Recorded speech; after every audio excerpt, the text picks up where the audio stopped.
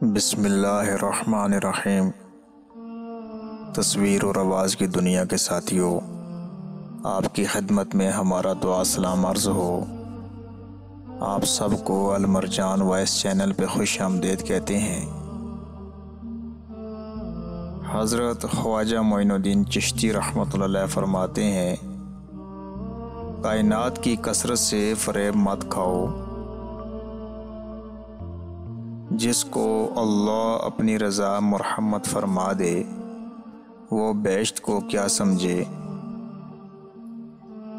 जिन चीज़ों से अल्लाह दुश्मनी रखता है उनसे दुश्मनी रखना ज़रूरी है।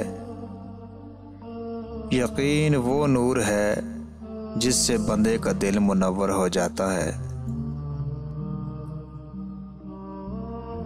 मुतवक्कल वो है जो खलकत से आज़ार और रंज पहुँच जाने पर शिकायत और गिला न करे। आरफों की खसलत मोहब्बत में इखलास है।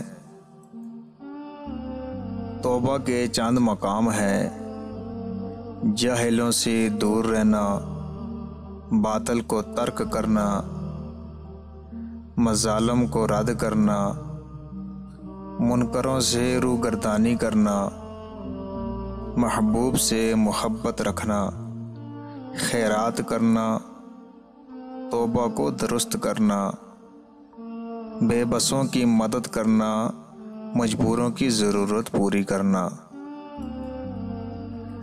भूखों को खाना खिलाना अज़ाब दोज़ख से महफूज रखता है।